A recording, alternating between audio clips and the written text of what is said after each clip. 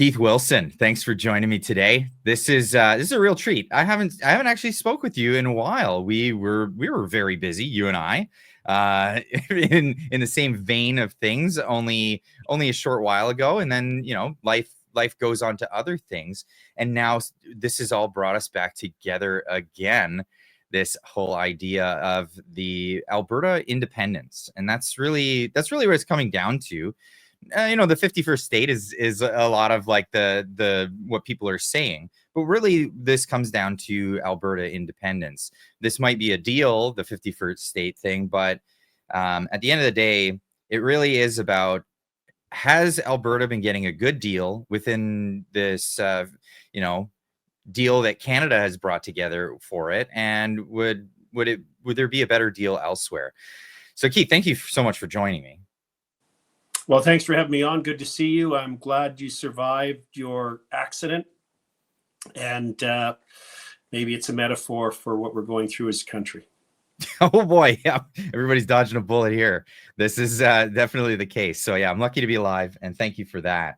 So what did you want to bring to the table today? Because there are so many opinions floating. I know that there's a lot of emotions flowing around this whole idea. And some people are being a little bit more pragmatic. Some people are being a little bit more on the elbows up. I guess. What would you call it? What would you call that? I don't know what people are talking about, but I'm a dual citizen. So right out of the gates, for me, Canada is a beautiful country. I love the place, but it seems more of a geographical location, as the United States is just below. And I have access to both. I have always had access to both. And I feel that is a fantastic thing. And the more people that would be able to have access to that, I thought would be an exciting prospect. But not a lot of people are excited at this current moment. But there seems that in Alberta in particular, I mean, Quebec has gone through its own separation ideations, and Alberta at the moment, it seems this has become a more and more popular issue, but it's been under the surface for a very long time. What can you tell me about this movement to become an independent entity all on its own in Alberta over the course of the decades? Well, it's always been here. That's one of the things that some people don't appreciate, is that Alberta has always had a history of tension with central Canada. Alberta has had separatist forces and separatist sentiment ebb and flow throughout our history since 1905. And we're at a peak. And I think the right circumstances may be coming together, depending on what happens at the end of April with our federal election, and the unique circumstance of Donald Trump being the president of the United States, that there could be, to use an overused phrase, a perfect storm, where I think Alberta could actually make the decision to lawfully become an independent country. And then its options would be significant from that point as to whether, if Albertans so decided, to join the United States, or whether to form some other economic union. Because clearly the one we have right now with the rest of Canada, particularly central Canada, by that I mean Ontario and Quebec, is not working. Well, tell me more about that, because a lot of people, they don't know the history of it. They know that, like right in the immediate time, there's a bunch of people in Alberta that are just not happy with what's going on. They hear stories about transfer payments and, threats of export taxes if they don't do what Ottawa wants to do. That's an immediate thing. Obviously the transfer payments are not an immediate thing. That's something that's been going on for a long time. So how has it come to this point where there's such a unfair situation between the provinces, where one province in particular, Alberta, has been saying for a long time, let's get out of this deal, guys, and trying to convince the people of their own province that this is a bad idea to stay in Confederation, and it would be better off to be on their own. What's the history of this? Well, there's always been varying degrees of federal policy that have held Alberta back. So one that most people people my age or older will, particularly in rural Alberta, be familiar with, was the Canadian Wheat Board. So if you were a farmer in Ontario and you grew 1,000 bushels of wheat, you could decide where you were going to sell it to. You could go to buyer number 1 and buyer number 2 and buyer number 3 and figure out what the best deal was in terms of delivery price and so on. Up until not that long ago, if you grew wheat in Alberta, you had to sell it to the federal government, and they would decide how much money you were going to get, and they would decide where to sell it. That was through the Canadian Wheat Board. So there's been a history of policies that where the central government in Ontario seeks to control and constrain Albertans' entrepreneurial drive, the development of our resources, whether they're agricultural or oil and gas or forestry. And we've seen it manifest most acutely in the Trudeau era with, we know the list, right? The No More Pipelines bill, basically making it impossible to get through the regulatory process. Bill 69, as it's often referred to. In order to get a project approved, you have to prove the impact of the project on the intersection of race, gender, and other identity identifiers. And you can't even get anybody to agree what the word intersection means. Right. So you can't, it's just an impossible, it's a goalpost that's in the fog, that's a hologram that moves, so they've thwarted our development. Why would any company that has choices where they put their millions, hundreds of millions, and billions of dollars of investment that create jobs, why would they pick Canada and Alberta? And we've seen what's happened. They haven't. They've said, we're nuts. This is no good for us. Then we got the tanker ban on the West Coast. So even if we could get it there, we can't take it anywhere, right? And ironically, all this has made us more dependent on the United States. We have the production cap that they characterize as an emissions cap, but if you game it out and read the regulation, it's obviously a production cap, where they have this mindset. We've had the carbon taxes, both industrial and consumer. So we've had these whole series of policies because, we've had the German government, we've had the Japanese government, we've had other governments, as you know, over the years, in recent years, come to Canada and say, hey, we really need your clean LNG, liquid natural gas. And Trudeau said there's no business case. So they all went down to the United States. So now we ship it down to the United States at discounted prices. They've been building all these LNG terminals. You can look at the shipping traffic. It's amazing. It's all going to Europe and all these other countries. And all these jobs are being created. All this wealth is being created. All this prosperity is being created. All this wealth, tax generation to pay for schools and hospitals and roads and other social services and social safety nets is being generated. And it should all be being generated up here. And I could just keep going. It's absolutely remarkable, the harmful, and it's not an accident. Like you could say, one thing's for certain in my view, the federal Liberals are incompetent. But there's certain things that they've done consciously and deliberately that they've succeeded at. And they're so obsessed with their climate alarmism that the world might average temperature, I got to say this softly so I don't scare the kids, might increase by 1.5 degrees Celsius. And I guarantee you, by the time we finish this interview, this live stream, the temperature outside my window will have changed by 3 degrees Celsius, and I'll make you a bet I'm still going to be alive, right? Well, I think my temperature has changed by 3 degrees just after you mentioned that. Yeah, exactly. Being stymied that much in the economy. Yeah. So they're so obsessed with this climate cultist extremist view that they've decided that they have to set the example. Canada has to set the example.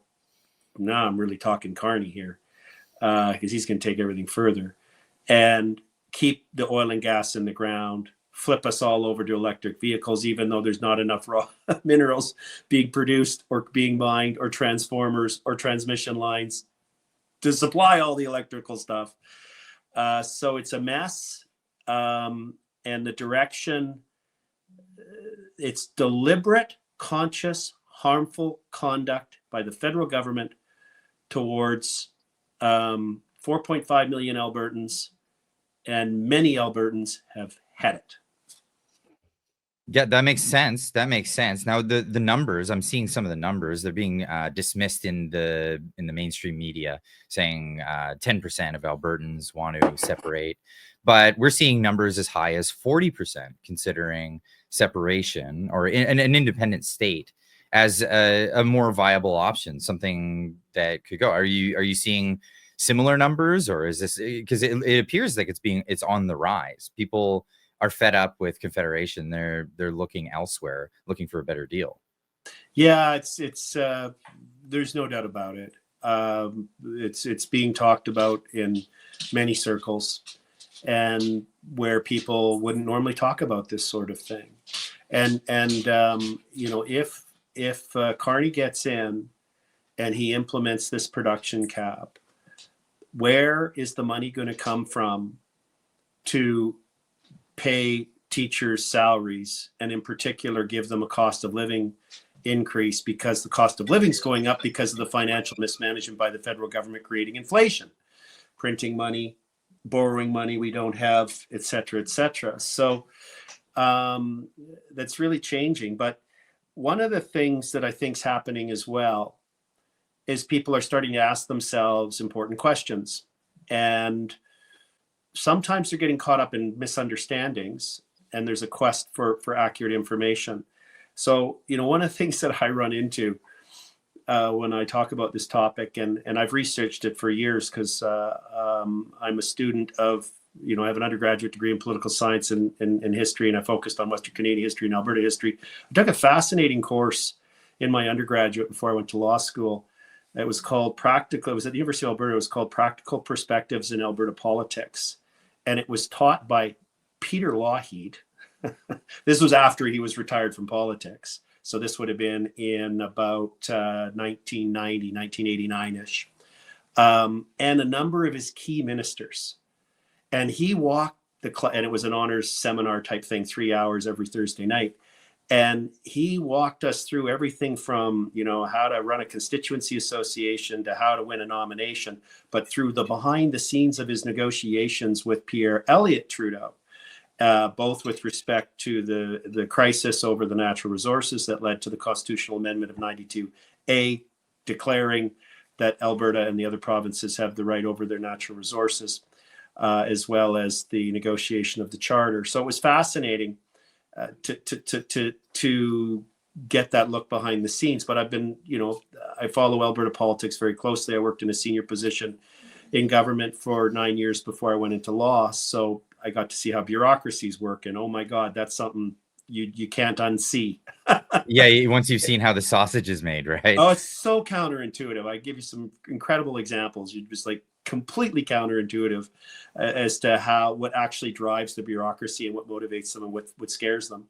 In any event, so actually, let me tell you a little vignette, because it was one of the epiphany moments of my life, as my adult life. So I was working in this government ombudsman office, and I was seconded. I was seconded for 9 months to the policy secretariat in the Department of Agriculture. This is when this would happen. And so, you know, you always have, I'm in a policy secretariat, there's a branch head, and then there's a director, and then there's assistant deputy minister, then there's the deputy minister. Well, the federal government had just announced, this was the start of the green stuff, all the green policies and everything.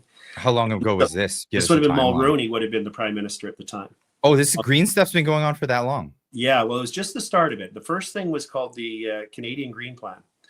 And so they just made all these bold announcements about how they're going to the federal government is going to adopt all these green policies and all these green initiatives, everything from forestry to recycling to hazardous materials and all these other things, water, so on.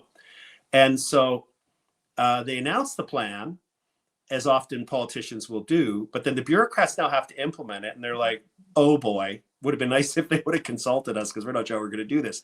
Right. So they organize these emergency meetings where delegations of senior deputy ministers and some ministers of the federal government flew across the country to each of the capital cities, you know, into Regina, into Edmonton.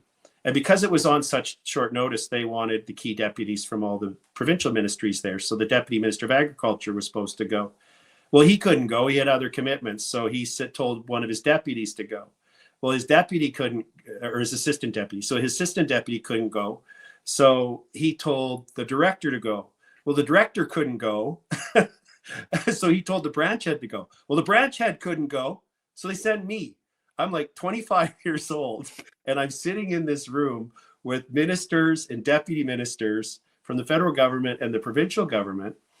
And they were being so nice. And my epiphany was that they were seeking to implement all of these policies relating to timber and forestry and all of these other things, but they actually had no control over the land base. So for example, how many trees in Alberta does the federal government have jurisdiction over? I don't know. Virtually none, right? With one exception. They have control over the trees in our national parks that are in Alberta, and on our military bases. Okay. So, and then I realized, like, they don't have a land base on which to actually do these policies. They're like this, who are these guys? So let me pause for a minute. Okay. When you hear people talk, and I've heard so much confusion about this on Twitter Spaces and other things from time to time, and this idea of crown land. Okay. I think a lot of people, we hear that all the time, and I have this a little confused. Could you explain that better for us? Yeah. So when I hear people talk about it, I hear a lot of people assume that the phrase crown land means the federal government, the federal crown. It does. That's what I always assumed. No. Wow. There's the federal crown and there's the provincial crown. So for example, when I sued on behalf of some of the Freedom Convoy people for having their bank accounts frozen, I sued the federal crown. So I sued His Majesty the King in the right of Canada. Okay. When I find myself occasionally having to sue a provincial government for a big screw up on a drainage project or something, I will sue His Majesty the King in the right of Alberta. Okay. So there's the federal crown and the provincial crown. Okay. So all the land in Alberta that's not owned by an individual or on an Indian reserve, a Native First Nations reserve, or in a national park or a military base is all provincial crown land. Okay. So in Alberta, it's like 2 or 3% of our land base is federal. So we've got Waterton National Park, Banff National Park, Jasper National Park, Wood Buffalo, and then we have military bases at Suffield, Edmonton, and Wainwright. That's it. The rest of it's provincial. So some people say, oh, well, if Alberta were to vote to become an independent nation, well, you're not going to have any land and you're going to have to pay for it to the federal government. Well, no, actually, we already own the land. So that's good to go. Now, another thing. What would happen with the federal crown land? So I'm assuming any federal military bases, they're allowed to exist there because Alberta at one point allowed that to occur, and that could just be rescinded, that allowance. What would it be for federal crown land, like a national park? Yeah, and let me pause for a minute and talk about the how it could happen. Because one of the things I've been talking about, because you asked me, is why I think why a lot of people in Alberta increasingly are talking about why Alberta should separate and become its own country. Let me explain the how, because it's really unique. In 1998, back when the Quebec secessionist movement was very strong, there was a reference case to the Supreme Court of Canada, where the Supreme Court of Canada was asked, can a province lawfully leave the Confederation? Right? They could have ruled no, but they didn't. They ruled yes. And they laid it out in detail. They said their ruling was that under their interpretation of all of the constitutional instruments and doctrines and conventions and customs, that if a province were to hold a referendum and the voters of that province voted with a clear majority on a clear question of independence or succession, then that would be a lawful step. And then this is where it gets really interesting, because it goes to your question about the bases and the parks. Each province, the federal government and each other province and First Nations are then under a positive legal duty to enter into negotiations in good faith as to the terms of that, of the province leaving. Okay. Okay. So very similar to, unfortunately, when many friends we all have and family members find themselves in a marriage that isn't working out. Just think of that. It's exactly what it is, because that's how Albertans feel, that we've been getting abused by this spouse left, right, and center, and they keep really is that our pocket at the same time as they whack us in the head another time and tell us to work harder, and then take the money out of our pocket again. Getting sick and tired of it. Anyway, so we might have all met the one friend that said, yeah, I'm going through a divorce and I'm supposed to go down to court to deal with this matrimonial property stuff, but I ain't going. Right? It's like, ooh, you better go. Yeah, how's that going to work out for you, buddy? Yeah, you better go, because if you don't, is that not a forfeiture of basically? The bottom line is, it's legally required that the provinces participate. It's legally required that the federal government participate. It's legally required that the First Nations participate. So they're going to fail to participate at their peril. Nobody has a veto here. The federal government, if Alberta decides, according to the Supreme Court of Canada in the 1998 reference case, if Alberta decides to votes in favor of independence, then the federal government does not have a veto. No other province has a veto. No First Nations has a veto. They're all compelled to enter into good faith negotiations. And a range of things could happen. For example, the federal government may say, no, we want to keep the parks. And we say, fine, keep the parks. We'll draw the boundary around you. No problem. We know where the boundary is. You already got signs. So or negotiate and say, you take half the park, I get the other right half. Or okay, we'll pay 5% more of the national debt, but we want Jasper and Banff, whatever. Similarly, same with the military bases, and if we were to acquire those, then those could become 3 military bases for the Alberta Armed Forces. We wouldn't tear the buildings down and build new ones to store the equipment in. Interestingly, one of the sensitive topics is the First Nations. And my assessment is they'd have 3 choices. One is they could, because we don't have, if you look at the map of First Nation reserves, we don't have nearly as many as Saskatchewan and Manitoba do. They're spread out and they're there, and that's fine. But the First Nations would have the option of saying, we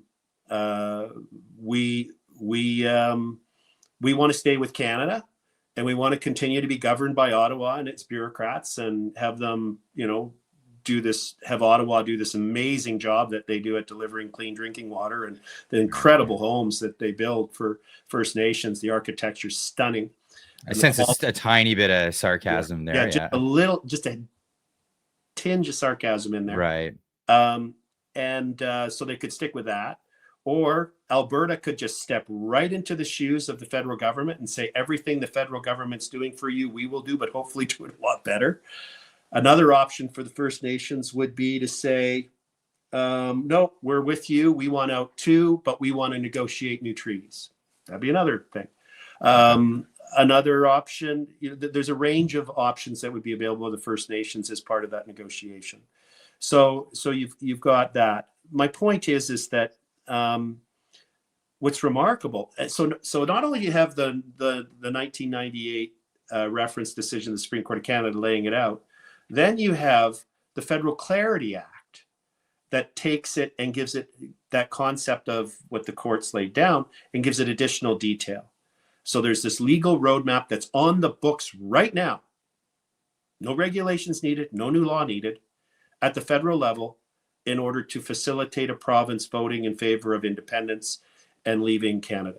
Now, Alberta's gone further than any other province many, many years ago. A number of years ago, the Alberta government brought in referendum legislation that allows the provincial cabinet to decide if it wants to hold a referendum on independence.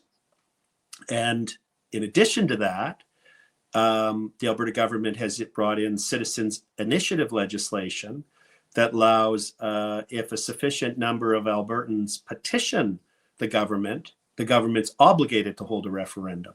So we have at every stage, every legal process is all established. It's all there.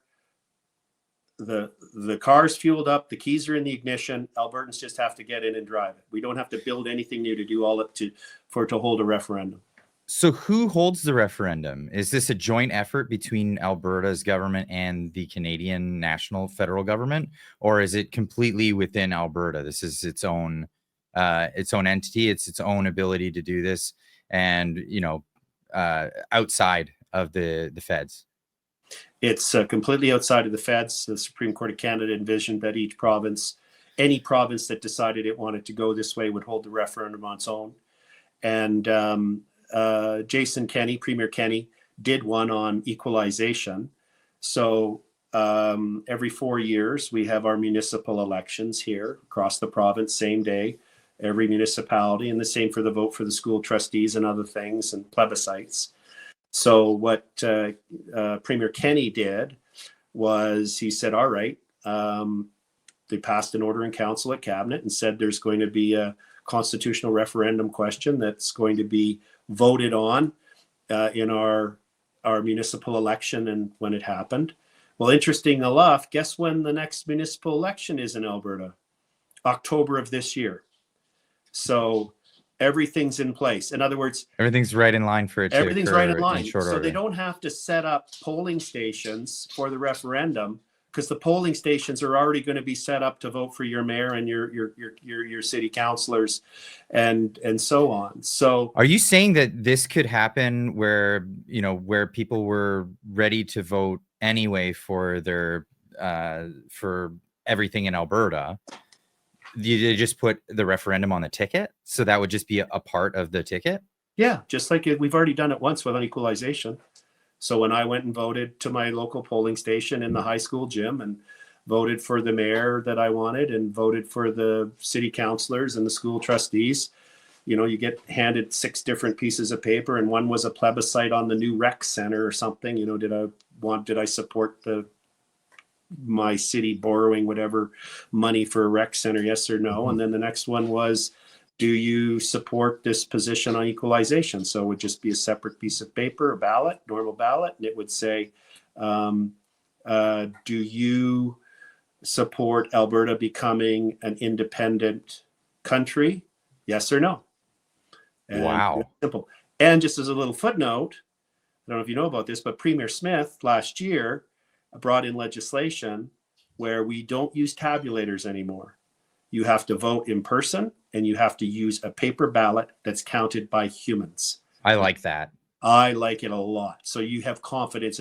I still remember when I live in British Columbia, Keith. Well, no, but I live in British Columbia. We had an one. election that was completely it was just shenanigans. A week-long vote.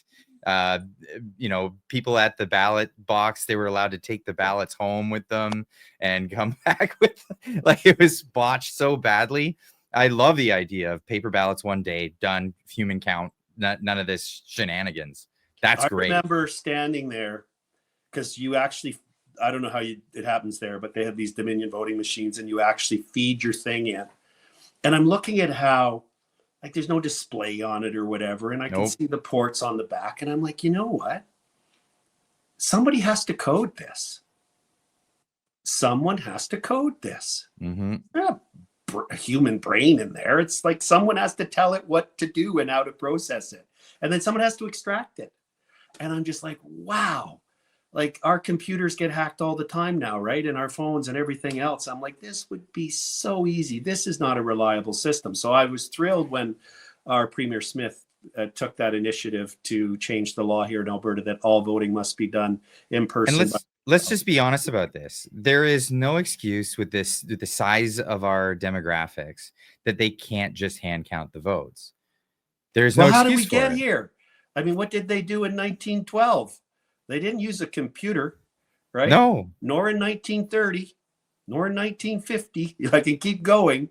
This is a recent phenomena. So we both just went down a rabbit hole there, but let me come back out of it for a minute. Yeah, let's come back. It's an important one. It's an important one for sure, because it really resonated with me when Premier Smith made that important decision and announcement. Mhm.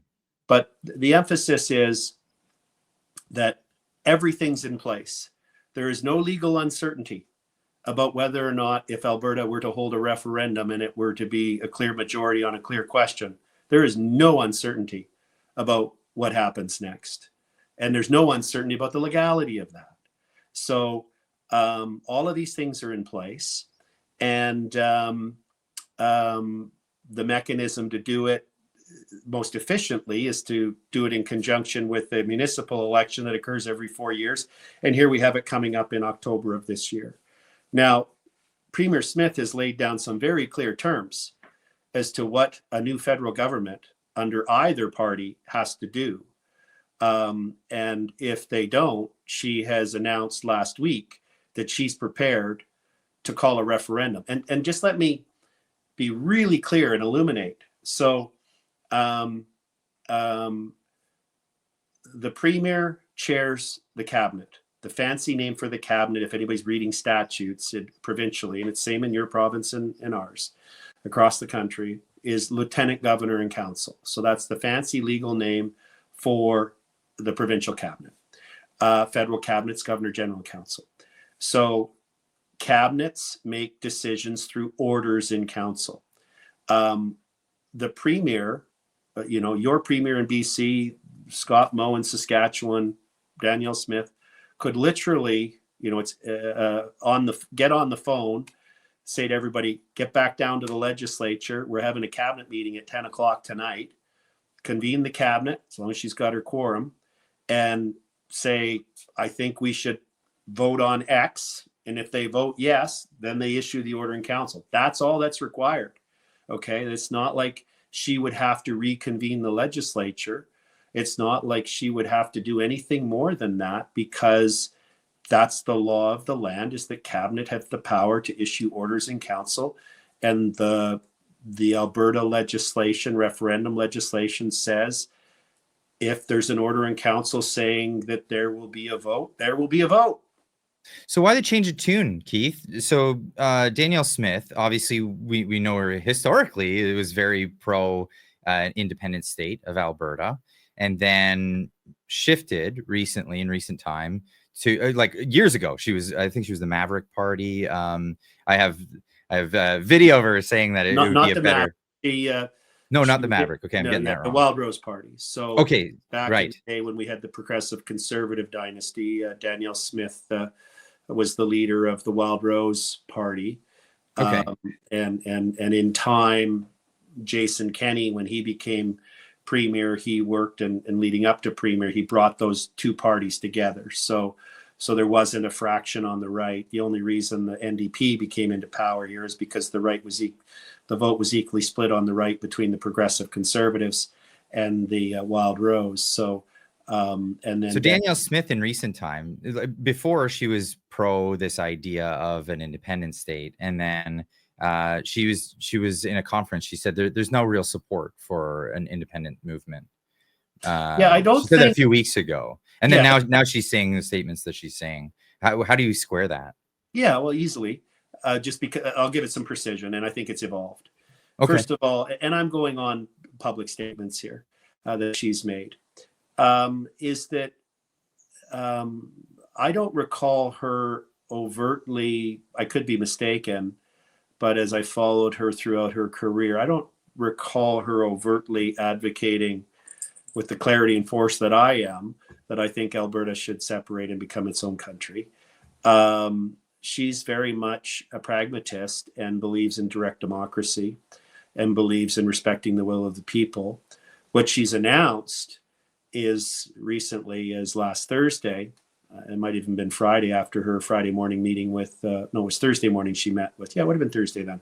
Last Thursday, she had a meeting with Carney when he flew into town to put on his skates and miss the net when he was practicing with the Oilers. Yeah. But that was the real net zero, wasn't it? well, it's as pure as net zero as you can get. That's the only net zero I can get behind.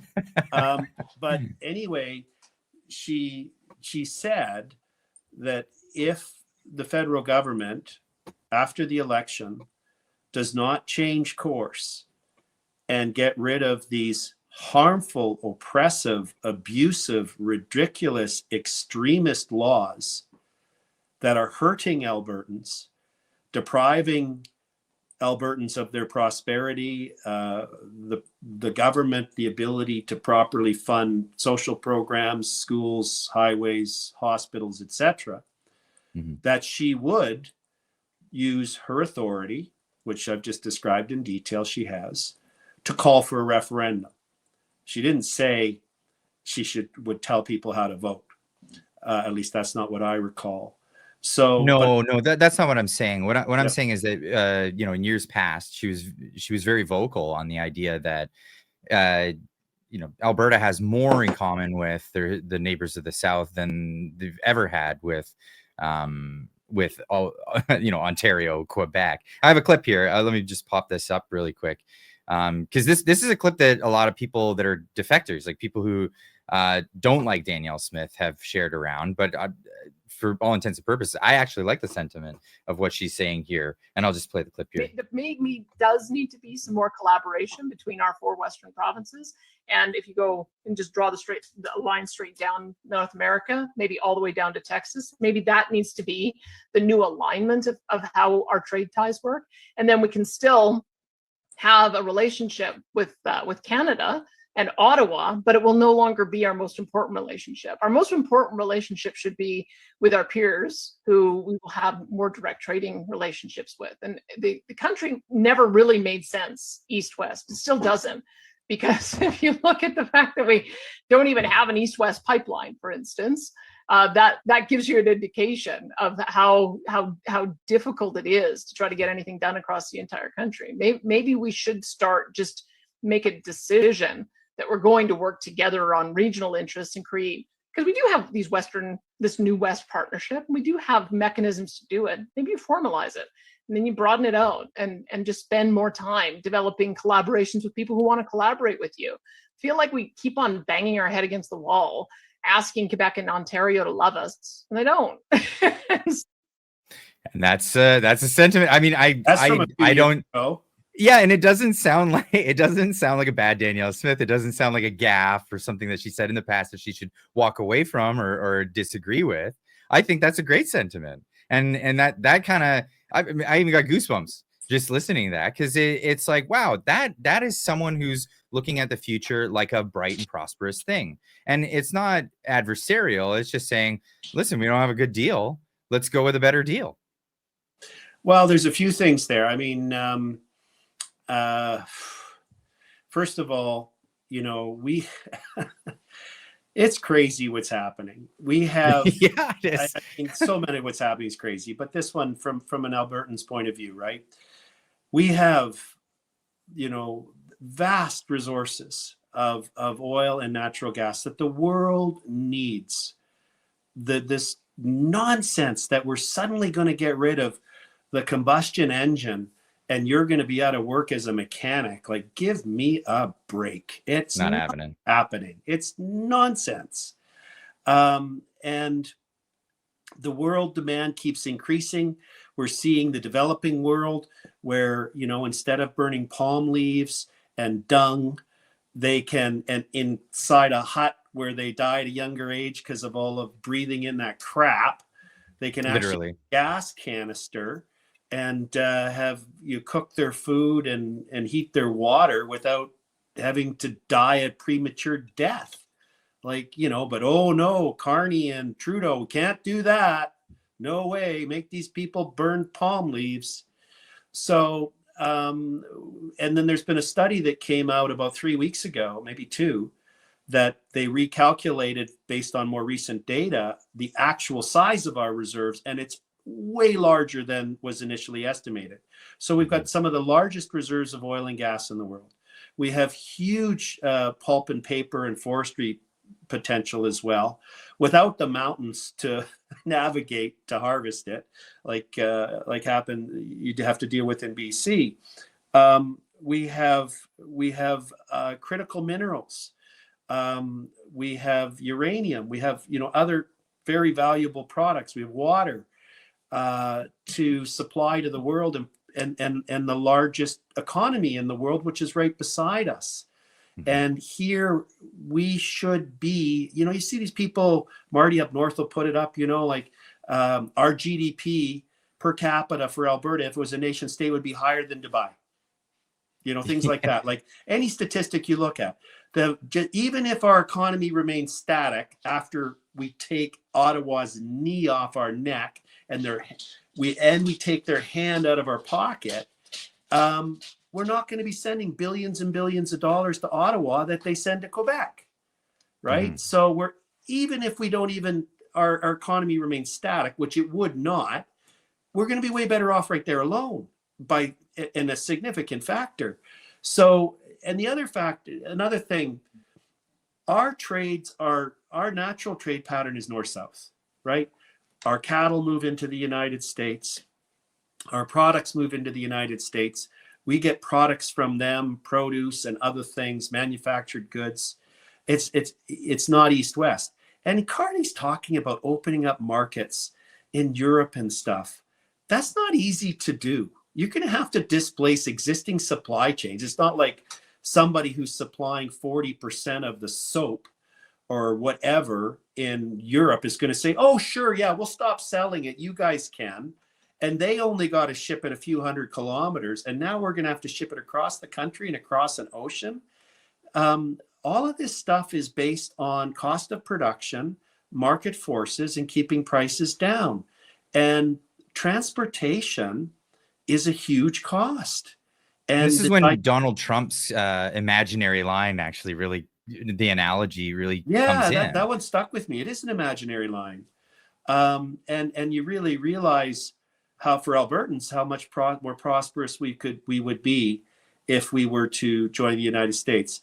And at a more practical level, Clyde, it comes down to this for me. I've traveled, my wife and I, we have 4 kids. And I did something really crazy in 2007. We decided to buy a motorhome, and the kids were pretty young still. And we took long trips throughout the United States over the next 4 years. So we've been to every U.S. state but 2, Arkansas and West Virginia, because I knew you were going to ask. Every time I say that, someone says, which 2 didn't you go to? I wasn't. Yeah, I was going to leave that one to the audience to just guess. Take that one out of the chat. And I can't see the chat, and I don't want to see the chat right now because it gets distracting. If anybody thinks I can see the chat, I can't if you're throwing something at me. But the fascinating thing was we went to every sort of hallmark of America: Mount Rushmore, Grand Canyon, Washington, D.C., outside the White House, Statue, Senate, New York City, Cape Kennedy Space Center, Houston Space Center, just keep listing them, right? Mm-hmm. And we also drove through Baltimore, and we drove through bad parts of Atlanta, Georgia. So we saw the best and the worst of the United States. We are so similar to Americans. Some people take offense to that. Come on. The only reason sometimes, I remember I was standing at a gas station or something, and I started talking to an American, and there was nothing to indicate where I was from. I didn't have my Cabela's hat on with my Canadian flag on it or anything. And he said, "Oh, you're from Canada." And I said, "Yeah, how did you know?" He said, "You said A 3 times and you've apologized twice." So, but other than that, we were the same. And so there's good and bad about all countries, but we're really similar. They're way more free than we are. You can, I was down in Florida last year, and you could buy you got a plastic straw with your Slurpee. You didn't have that thermodynamic freezing of the latent heat and patent heat in the paper straw, right?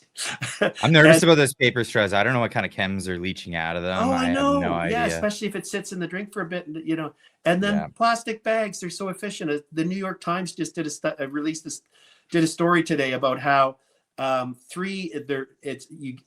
paper bags release 3 times more greenhouse gases than plastic bags. This virtue signaling nonsense. It's just insanity. Oh, and those reusable bags that break after like 5 Well, or and 6 then you times of collect using them. because you go to grab something, your wife calls, oh, can you pick this up? And then you walk, I'm gonna have to buy another one. Or you walk out like this, right? When you And get a then- pile of them, they end up in the landfills, and they Yeah. take so much longer to dissolve or disintegrate than a plastic bag. Well, we I all would just reuse always use them. them, reuse We them all had as the bag garbage stock bags. in the pantry or by the front door. You had to, you took the kids to the swimming pool and you had wet bathing suits. So you'd take a couple of those so you could throw the wet bathing suits in so you didn't mess everything else up in the gym bag. Like it was practical. Well, so these are all misnomers. These are all misnomers that get forced onto us by radical environmentalists that are just really, it really is just a show of force at the end of the day. People taking away little conveniences out of your life because they can. Whether it's the bureaucracy or it's politicians that want to make these shows of force. This has been our life in Canada, and in the United States. Typically, people just don't put up with that. They say, the proposition comes up and they say, "Don't tell me what to do." You won't tell me what to do, and that's the end of that conversation. But let me emphasize something really important because I got distracted with plastic bags and straws for a minute. It's frustrating, I know. I know, but it's a good, the adults are not in charge and it's a psyop and we're playing along and I don't like it. But, when I look at what my wife and I have 4 kids and they're adult children now, our youngest is just turned 20. And I look at the challenges they face. I look at the cost of living. I look at the rent they're paying, the constant increases in the cost of living. When they come together and I have a chance to visit with their friends, some of whom I've known since they were little kids, and I listen to them and I just sit back as they talk as a group about the struggles they face and how hard they have no sense of getting ahead. They have no sense of ever owning a home. A lot of them aren't having children. They can barely keep it together financially. And I say to myself, this is artificial. The cost of living is a byproduct of insane ideological, extremist, incompetent policies. And the containment of the growth of the economy and the prosperity that's sitting right underneath our feet here in Alberta is the result of conscious, deliberate policies to keep it in the ground and stop us from creating the jobs and the opportunities. So when my wife and I reflect on the difficult situation that our children face and our concern about their future, and I ask myself as a father, what would give my kids a better opportunity, a more happy, successful, prosperous future? The answer is absolutely obvious and unequivocal. And that is for Alberta to get out of this nonsensical relationship with the rest of Canada and either to become an independent country on its own or to consider some form of relationship with the United States. Well, let's get into that then, because I think that this is the crux of the conversation. Like we've gone over the history, we've gone over the legality of it. Now here's the political will. So there's 2 sides of this. There's does America even want us? Because, well, for one, the 51st state as like the entirety of Canada, that's an absurd notion. Even as an American citizen myself, I wouldn't want another California voting in the demographics of the United States. That would be terrible. Just long term, that wouldn't be good. But we're talking about Alberta here. So Alberta might be a different story if it was Texas. It would be another Texas. Yeah. But that being said, Alberta has had an NDP government where I don't know if Texas has had an all around Democrat government before. I don't know if that's ever happened, but so leave that aside. We know the situation if Carney gets in. This is going to be all the will to get to usher Alberta out of Confederation and on its independent thing or as a deal with the United States. But if Pierre Poilievre is to win, then this becomes a contentious thing. Now, Pierre Poilievre has not offered any sort of reprieve or any offers of reprieve from transfer payments. This is still very much a thing if we have a Pierre Poilievre government. Yes, he's talking about allowing for more expansion of energy and natural resources, and that's always a positive. But it comes at the whims of the current and contemporary federal government who's in government. That could be taken away. And just that prospect alone, just the prospect that Pierre Poilievre could get in, he could allow for all this stuff. 4 years later, another crazy leftoid or a crazy liberal could come into power and take it all away again, creates the environment of regime uncertainty for investors. Investors from outside of Canada, outside of Alberta, might look at it and go, yeah, it looks enticing, but what about 4 years down the road when we've built the infrastructure? Can we actually profit from it? Is that something that's going to be a thing? So where does this leave Alberta with a Pierre Poilievre government as we see it today? As we see it, because we're still in the middle of the election. He hasn't given all of his treats and trinkets that he says he's going to bring forward, but it is a contentious thing, as I said, because there are future elections that you may have to look at. What does that look like? Well, there's no doubt about it. I mean, if Carney gets in and carries out his extremist views, which he will, that makes Trudeau's actions look, and Gabot, not so extreme. Mm-hmm. Like Carney's way out there, and it's all over social media now. People have summarized what's in his book and quoted him and everything else. This guy thinks he is here to save the planet Earth, and he's the next best thing from Lenin. I mean, I think it was something along those lines. Yeah, but he's going to get it right this time. He's going to get it right this time. So we know what's likely to happen if that happens. I just think it'll be so obvious, and the economic harm will be so dramatic that Albertans will say we're done. But if Poilievre gets in, hopefully he'll follow through in lifting all of these punitive laws that are harming not just Alberta, but all of the resource development of all of the provinces. But he's probably not going to address some of the core structural problems. And it may be the case that what he does is enough to appease Albertans and cause them to decide to hang out in this abusive relationship still. We've all seen it. We'll all have experienced some friends of ours that, they're in a tough marriage, and you're hearing like, oh, it looks like they're getting divorced. And it's, oh, no, so-and-so's quit drinking and he's got a job now, and they're back together and they're trying to make it work. And then all of a sudden, a year or two later, oh no, that's kind of this, we're in this bad marriage. So, my view would be that if Poilievre gets in, he may be able to take sufficient immediate steps to counter the growing tide of separatism in Alberta. Right. So that could lead to Alberta not separating because of appeasement on those issues. Now, this is where this comes in. Now, Donald Trump is looking to, expand U.S. territory, whether it's Greenland, whether it's parts of Canada, whether it's all of Canada. We don't know what his plan is. We hear what he says. A lot of it's banter. A lot of it's, being a blowhard, or, trying to corner Canada. So they have to come from a position of being cornered in negotiations. And I understand that. I totally understand that. It's the art of the deal. It's what he does. And he's a New York type businessman. He's not going to give Canada any advantage in this situation. And he's going to come in hard. Now, that being said, what it looks like is, Alberta might be on the ticket for him. He might be able to convince Alberta, even with a Pierre Poilievre government, by coming in and saying, well, look at the transfer payments. You wouldn't have to deal with that. You could immediately start using the US dollar. This would save your companies a ton of money with just dealing with the customers that you already have. You're not changing customers. You're not restructuring your economy at all. And the pipelines are all there. Everything exists.